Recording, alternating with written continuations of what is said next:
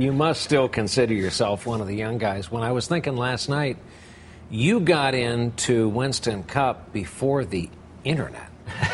That's hard to believe. I'm sorry to put it that way, but that's what I figured out. No, I can remember, racing sprint cars and midgets when I was in high school when I got my first cell phone. So a lot has happened, in 18 years I've been in the Cup Series. As you look at Jeff Gordon, what changed you more?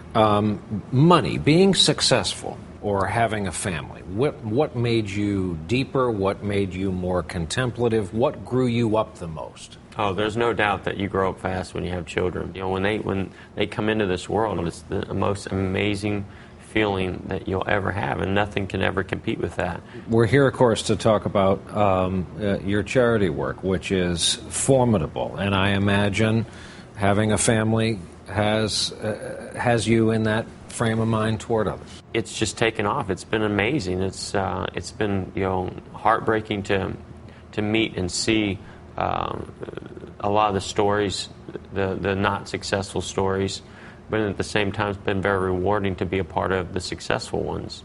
And I'm just really proud of what we've been able to do with pediatric cancer and pediatric cancer research.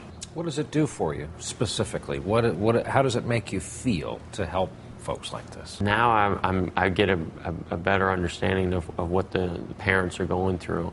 And what I get out of it is when one of those parents thanks me, because they just saw their child go through a treatment and were either cured or got to go home, or they got a smile on their face for the first time in months. That's real. That's real life. And I relate everything to racing. To go fast on the racetrack, the car's got to be well balanced. The front tires have to grip as well as the rear tires.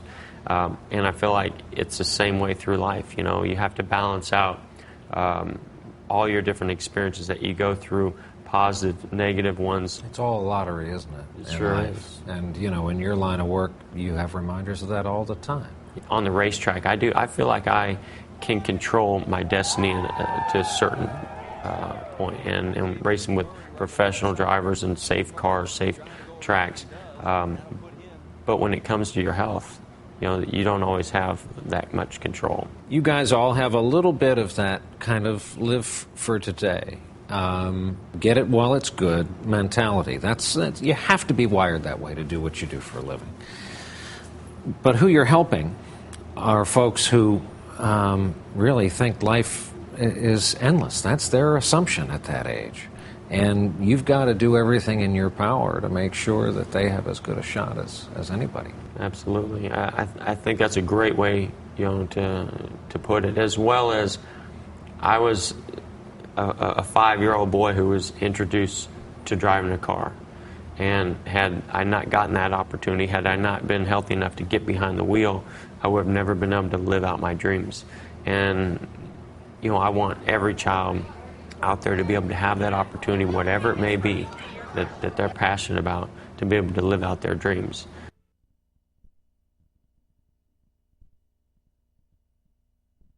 For reasons we don't completely understand, once we took the psychological barriers out of the way of the girls, they just began to zoom. And boys have been flat for 40 years, and girls just passed them by. Passed them in 82 overall, passed them in math and science. There are more girls taking AP courses and pre-calculus than boys. They just flew by them, and the trend is only headed one way. I mean, one statistician joked that at the present rate, the last young man in the United States to get a college degree will be in 2068. Now, presumably the trend will plateau at some point, but that's how the boy curve in education is going down and the girl curve in education is going up. Boys have always been a tougher fit for school than girls. Always. Perfect. But it mattered less when there were more manufacturing jobs, non-information-related jobs for men, jobs that involved a good work ethic and strength, and there are fewer and fewer and fewer of those jobs in the United States. A boy-friendly class is characterized in the main by a teacher who likes boys, feels she can teach boys, and isn't afraid of them. Boys like competition, they like teamwork, and they like to produce a product. Boys tend, on average, not like to sit quietly with a page of writing in front of them. Many boys feel overwhelmed and lost and incompetent in that. By school age, 3/4 of the boys in the class are more physically active, more developmentally immature, and more impulsive than girls of the same age. So while in human terms, boys and girls are very, very similar in their need for love and guidance and good teaching and everything else, in their physicality, boys and girls are only 1/4 overlapping. I mean, that's quite something. And it means every elementary school teacher is having to manage two different populations, a population that can sit and a population that can't. You have to work differently with boys in the classroom with girls. You can't endlessly threaten boys and say, if you do this, you're bad. If you do this, you're bad. You do this, and you're never going to be a success. Many schools are kind of based on a kind of threat. If you don't do what we say, your life will turn out badly. And the problem is, girls believe that and feel criticized, and they can feel terrible about themselves, but they'll work. Boys dig in and say, screw you, and they fight you. Boys don't want to be dominated in that way. They don't want to be controlled. And the boy group doesn't want to be controlled. So they'll say, all right, well, we'll just take our souls out of school. A 9th grade boy in the New York City public schools has a 36% chance of dropping out before he gets a high school degree. And that's disastrous for boys to not finish high school. We know that a high school graduate earns twice as much over his lifetime as a boy who drops out of school. But the college gap is also real, and we know that boys drop out more in freshman year. And we know that college graduates earn twice as much over the course of their lifetime than do high school graduates. So we got to keep them in high school, and we have to really prepare boys for college. And we're missing the boat. When you're running any kind of organization and you're losing 36% of your customers over 4 years, that's a problem. Right now in the United States, the average 11th grade boy writes at the level of the average 8th grade girl, almost a 3-year gap in writing. So when you then do some single-sex writing classes for boys, you work on boy writing, you can energize them and start to see their scores move up. What I think people are afraid of is that it's a zero-sum game. If you do something for boys, you knock girls down. I don't happen to believe it's a zero-sum game. I think we should celebrate the gains that girls have made in education, but we should look and figure out how we should work with boys differently, the kind of leadership training we should give them, the kind of training and writing we should give them to make our boys better prepared.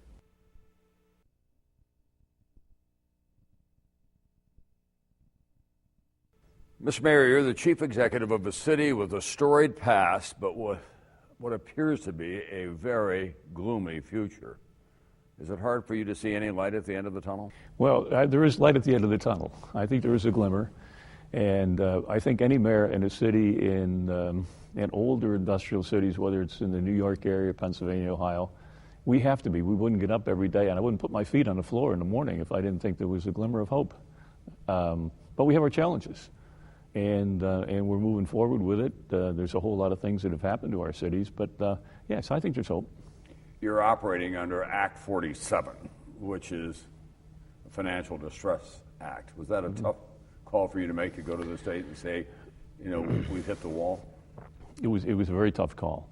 The choice would have been to go to bankruptcy, and even though there was a concern about the image of being in Act 47. I said the image of being in bankruptcy or missing payments on municipal bonds was even worse.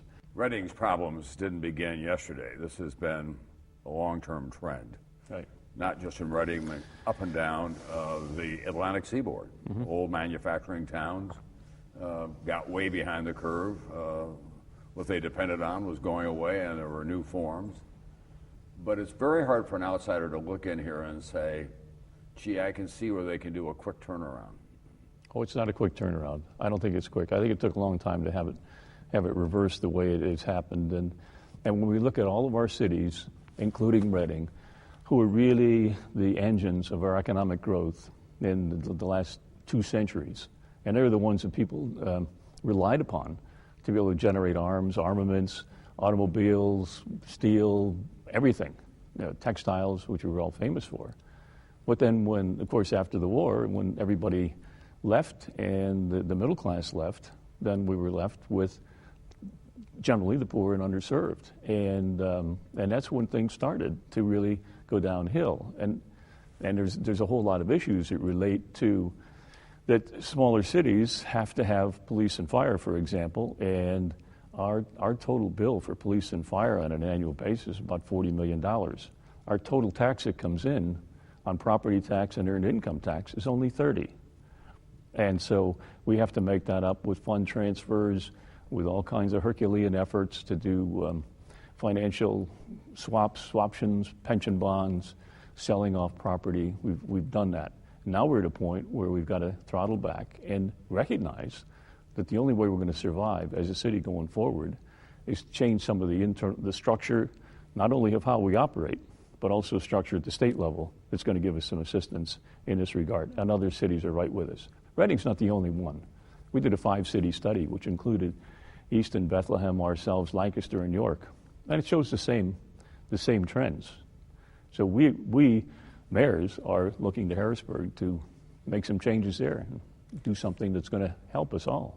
But give me a specific example of something that is going on in Reading right now that gives you hope in terms of an investment back in Reading by an outside industry or an entrepreneur who's come here and said, I think this is the place where we can have a rebirth. Well, we've done $150 million worth of investment in various projects over the last 8 years that I've been here.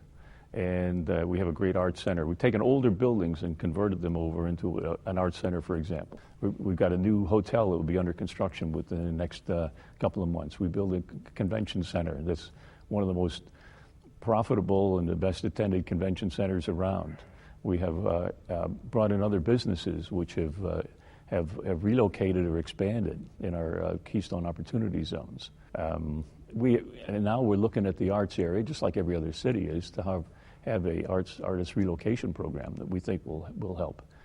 But the convenience of a city like Reading to the larger metropolitan areas without having all the commute, the quality of life that people can live in our smaller cities and then get to the skiing and the recreation and outdoor activities, that's a real key, and I think people need to look at that. But if everybody walks away from our older industrial cities and they collapse, the surrounding municipalities are going to collapse, and in essence, I think the state follows shortly thereafter. I don't think we could let it happen.